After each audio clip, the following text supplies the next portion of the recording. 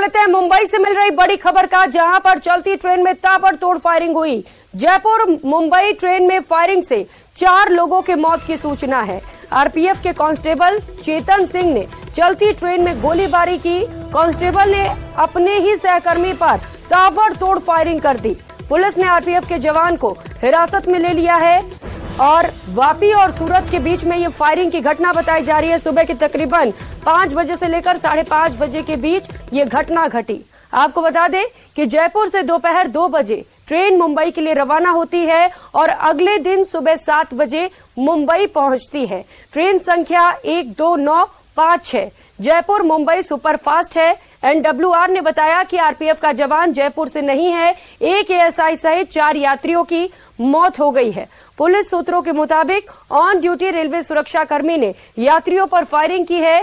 Transfer से ये नाराज बताया जा रहा था। गुजरात से मुंबई सेंट्रल ट्रांसफर हुआ था, जिसे लेकर वो नाराज था और इसके बाद सहकर्मी से बहस हुई और इसके बाद उसने ताबड़तोड़ फायरिंग शुरू कर दी। तो जयपुर मुंबई सुपरफास्ट में फायरिंग से जुड़ी एक बड़ी खबर आपको बता दें। बड़ा अपडेट सामने आ रहा है। फायरिंग में गोली लगने से एएसआई टीकाराम मीणा की मौत हुई है। सवाई माधोपुर का एएसआई रहने वाला था, जिसकी इस घटना में मौत हो गई। टीकाराम मीणा सवाई माधोपुर में श्यामपुर का रहने वाला था। तो आरपीएफ में एएसआई के पद पर इसकी तैनाती थी। आज सुबह फायरिंग में इसकी मौत हो गई है। कांस्टेबल चेतन सिंह के साथ बहस हुई और इसके बाद जमकर फायरिंग, जिसमें 3 और यात्रियों की भी मौत हो गई है।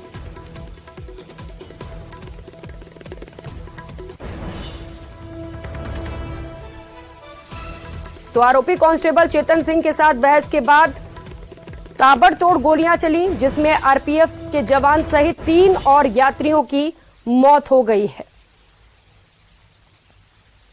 तो दोनों तस्वीरें आपको दिखा रहे हैं। एक आरोपी चेतन सिंह की तस्वीरें हैं। कांस्टेबल जो दिमागी रूप से ठीक नहीं बताया जा रहा था, लंबे वक्त से परेशान चल रहा था और ट्रांसफर से नाराज भी चल रहा था, जिसे लेकर उसकी बहस हुई एएसआई टीकाराम मीणा से और इसके बाद चेतन सिंह ने ताबड़तोड़ फायरिंग शुरू कर दी, जिसमें मौत हो गई।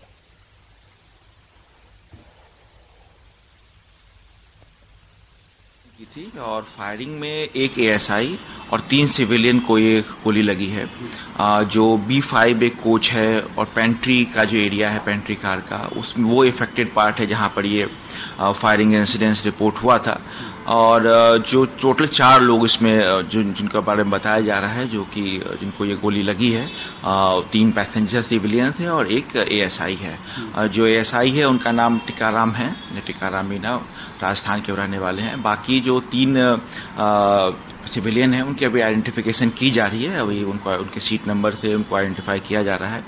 उनको अभी जो बोरीवली में शताब्दी हॉस्पिटल है वहां भेजा गया है, चारों बॉडी को। और जो चेतन था वो दहीसर मीरा के बीच में फिर उसने चेन पुल करके वो ट्रेन से उतर गया। सामने आ रहा है?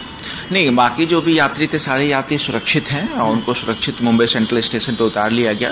टोटल इसमें 4 ही लोग जो इन्वॉल्व है, 3 सिविलियन और एक जो एएसआई है।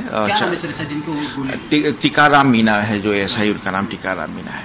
हमारे एक आरपीएफ के कांस्टेबल जो इस ट्रेन की एस्कॉर्टिंग ड्यूटी में थे, उनकी तरफ से गोलियां चली हैं, जो हमें अभी खबर आई है।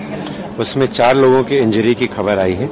People who have been shot. One of them is an RPF ASI और बाकी 3 और लोग हैं।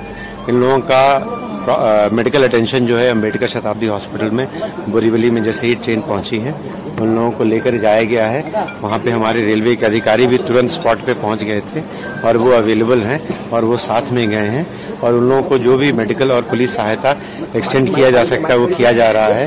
उनके परिवारजनों को भी कांटेक्ट किया जा रहा है और उनसे उनको जो एक्सग्रेशिया का अमाउंट है वो भी पहुंचाया जाए। किस लिए किया है अपने को कुछ मालूम नहीं है। मैं तो ट्रेन में नहीं थी, लेकिन अभी ये घटना कैसी हुई, क्या हुई, वहाँ जो 4 जन मर गए हैं वो कहाँ के थे, उनके लिए हम लोग क्या मदद कर सकते हैं, उनके फैमिली के लिए। जो घटना घड़ी वो बहुत दुख की बात है, लेकिन ऐसा प्रकार क्यों हुआ इसके लिए हमारे सभी नेता है, हमारे मंत्री महोदय इसकी जांच के लिए तैयार है और तुरंत ही पहुंच जाएंगे। 5:30 सुबह में 5:30 का समय था। सब लोग सोए हुए होंगे। अभी इसमें क्या हुआ है पैसेंजर ही बोल सकते हैं, अपन यहाँ से उसके बारे में क्या बात कर सकेंगे। लेकिन इतना ही है, ऐसी घटना नहीं घटनी चाहिए। अगर सुरक्षा बल के लोग ही ऐसे करते तो इसके लिए इसीलिए किया, क्या किया, इसका जांच होना जरूरी है। काउंसिलिंग का सब सामान है इसमें। ओके। और पंचनामा एक करके उसको चेक करते हैं। ओके। तो ये यहाँ पेंट्री में यहाँ पे भी गोली चली है क्या? क्योंकि यहाँ पे भी इसके बारे में हमको पता नहीं। तो यहाँ पे कौन डीसीपी साहब या कौन आने? डीसीपी साहब आने वाले। त्याच्यामध्ये इतके विस्तृत आहे, इन्व्हेस्टिगेशन विभाग आहे, त्याच्यामध्ये कागदपत्र आहे, पुन्हा सील पॅक करण्याचं सामान आहे त्याच्यात। सहयोगी आसिफ हमारे साथ जुड़ चुके हैं ज्यादा जानकारी के साथ। आसिफ, रक्षक ही भक्षक बन गया है, जो खबर सामने आई है वो स्तब्ध कर देने वाली है। कुछ अपडेट मिल पा रहा है इसे लेकर?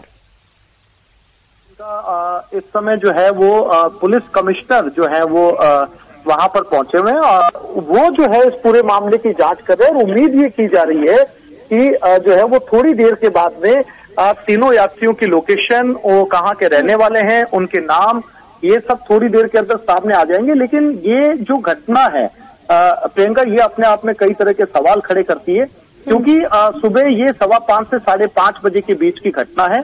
और जो अनऑफिशियल जानकारी रेलवे सूत्रों से हमें मिली है उसके मुताबिक इस ट्रेन के अंदर इस जवान की अपने एएसआई टीकाराम मीणा के साथ चेतन सिंह की कहासुनी हुई और उस कहासुनी के अंदर बहस के दौरान चेतन ने ओपन फायर कर दिया। ओपन फायर में पहली गोली जो है वो एएसआई टीकाराम मीणा को लगी और उसके बाद में जो यात्री उस गन के सामने आए वो भी जो है वहीं पर ढेर हो गए।